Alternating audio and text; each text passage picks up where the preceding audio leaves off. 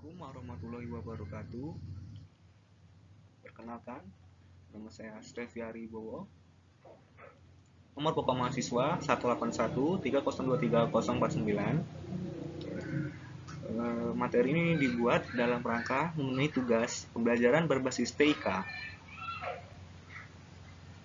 dengan materi kelimpahan, kecenderungan sifat fisika dan kimia, manfaat, dan proses penguatan unsur-unsur transisi periode keempat.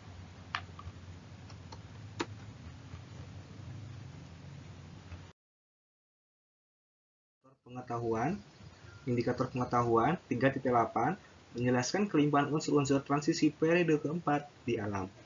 Indikator keterampilannya yaitu 4.8.1 mencari informasi mengenai kelimpahan unsur-unsur transisi periode keempat melalui berbagai sumber belajar. 4.8.2 menyajikan tabel kelimpahan unsur-unsur transisi periode keempat hasil pencarian informasi pada berbagai sumber belajar. 4.8.3 mengidentifikasi kelimpahan unsur-unsur transisi periode keempat pada tabel kelimpahan unsur-unsur transisi periode keempat. 4.8.4 mengurutkan kelimpahan unsur-unsur transisi periode keempat berdasarkan tabel kelimpahan unsur-unsur transisi periode keempat. Yang selanjutnya adalah wacana. Dalam kehidupan sehari-hari, tentunya kita tidak asing dengan uang logam. Fungsi utama uang logam sebagai alat tukar, sedangkan fungsi sampingan yang pernah kita lakukan yaitu untuk menggosok voucher dan lain-lain. Uang logam menggunakan perunggu nikel sebagai bahan baku utamanya, karena unsur nikel bersifat anti korosi. Nikel merupakan salah satu dari unsur-unsur transisi periode keempat. Banyak pula peralatan rumah tangga yang menggunakan unsur-unsur periode keempat sebagai bahan baku utamanya. Salah satunya adalah panci yang terbuat dari stainless steel. Stainless steel merupakan baja yang tahan karat.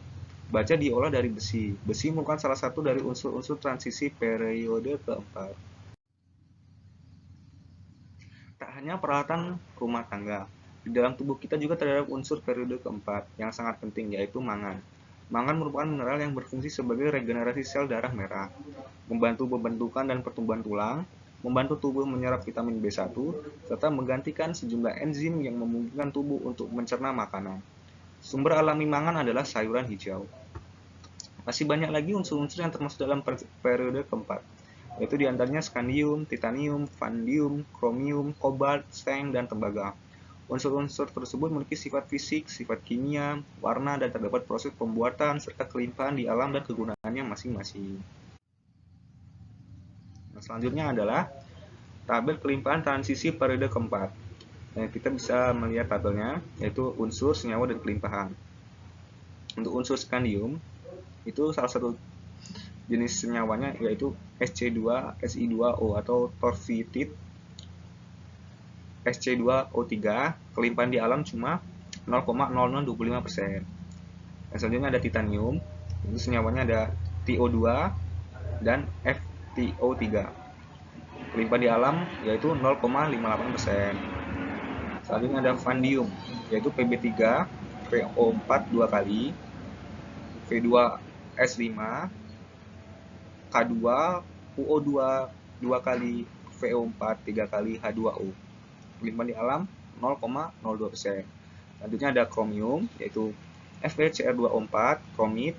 Selanjutnya ada PbCrO4, CrO3, krokoid, yaitu kelimpahan di alam 0,0122. Selanjutnya ada mangan, yaitu senyawanya bisa dilihat ada MnO2, Mn2O3H2O, MnO3, Mn2O3, MnO3O4. Kelimpahan di alam 0,09. Selanjutnya ada besi, yaitu Fe2O3, Fe3O4, Fe2O3H2O, FeCO3, FeS2, kelimpahan di alam yaitu 4,71%. Selanjutnya ada kobalt, yaitu senyawanya yaitu ada COASS, yaitu kobalitit, CO3S4 lemasitit, COAS2 smaltit. Kelimpahan di alam yaitu 0,004%. Selanjutnya ada nikel. Contohnya ada FeNiS atau pentaldit, H2Ni MgSiO4 2H2O germerit, NiASS verdosfit, CONiFe 3 kali S4 linesit, NiCOFeAS2 smaltit. Selanjutnya ada seng, yaitu spaltit, dan wurtstit, sintosinitit, gilenitit, gintik, zikosit, frankelit, dan hopitit. Selanjutnya ada tembaga, yaitu CuFeS2 kalkopirit, CO2OH2 kali CO3 malsitit, Ce2S kalkosit, Cu2O kurprit, Cu3Fe3S3 bornit, CuO melakonit, H2NiMgSiO4 2H2O gernerit, yaitu kelimpahan di alam 0,078%. Berikut ini adalah animasi unsur periode keempat dengan aplikasi ChemSense. Dengan unsur-unsur seperti skanium, titanium, vanadium, kromium, mangan, besi, kobalt, nikel, dan seng.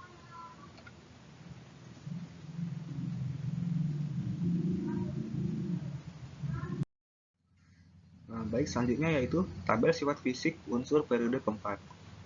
Yang bisa dilihat tabelnya.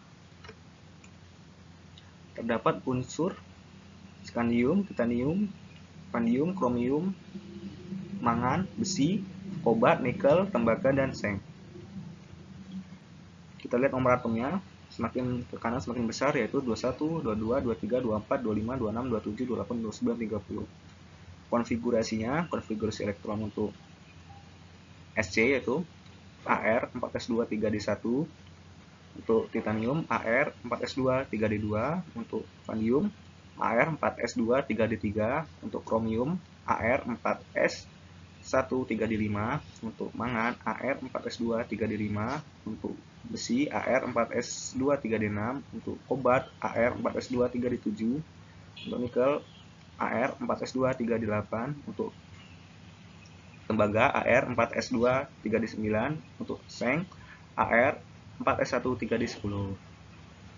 Selanjutnya itu ada massa atom relatif. Kita lihat semakin ke kanan, semakin massa atom relatif semakin besar, yaitu untuk skandium yaitu 44,96, untuk titanium 47,87, untuk vanadium ada 50,94, ada kromium ada 52, untuk mangan ada 54,94, untuk besi ada 55,85, untuk kobalt ada 58,93, untuk nikel ada 58,69, untuk tembaga ada 63,55, dan untuk seng ada 65,39.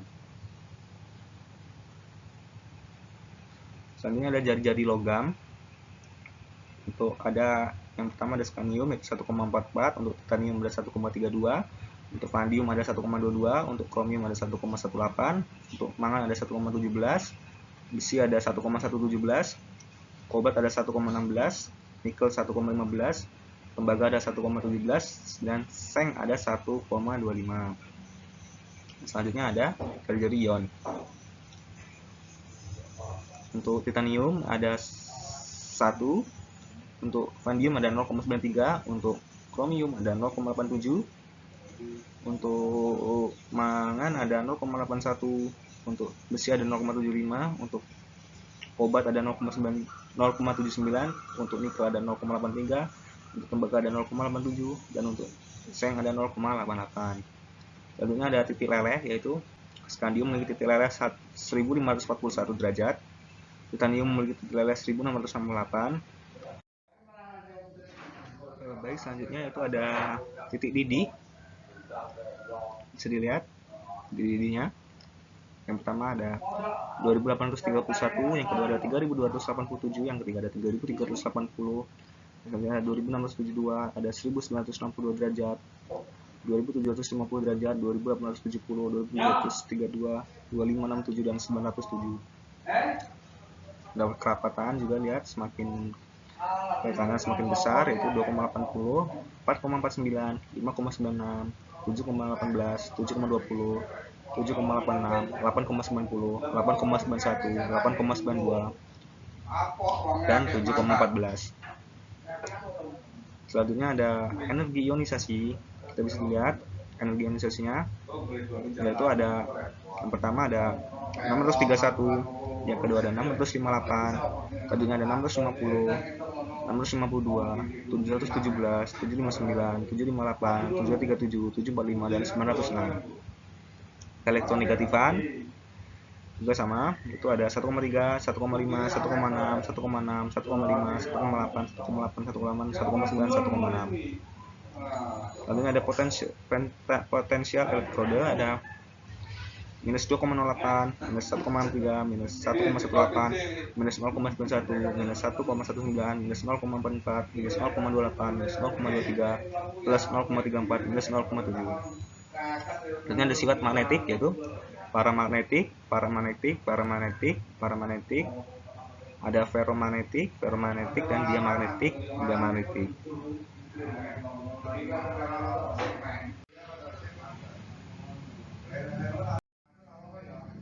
Selanjutnya ada kegunaan unsur-unsur transisi periode keempat.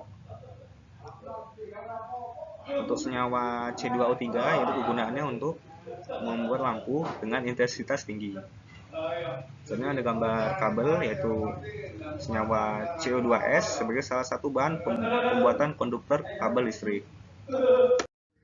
Selanjutnya ada gambar pesawat, yaitu senyawanya ada PO2. Kegunaannya adalah sebagai salah satu bahan pembuatan pesawat terbang. Selanjutnya ada gambar per, yaitu dengan senyawa P2S5 sebagai salah satu bahan pembuatan per. Itu ada senyawa lagi, yaitu FeCr2O4 sebagai salah satu bahan baku pencegah korosi pada engsel pintu. Yang keenam ada senyawa Mn2O3 sebagai salah satu bahan pembuatan kereta api. Yang ketujuh ada Fe3O4 sebagai salah satu bahan baku pembuatan alat bangunan. Selanjutnya ada senyawa CO3S4 untuk menghasilkan warna biru yang brilian yang permanen pada guci. Yang selanjutnya ada H2NIMG SiO4 2H2O sebagai salah satu bahan baku pembuatan uang logam. Selanjutnya ada ZNS sebagai salah satu bahan pelapis asbes. Selanjutnya ada senyawa MnO2 berfungsi sebagai pengisi baterai kering. Selanjutnya ada senyawa Sc2O3 sebagai bahan pembuat gelatin.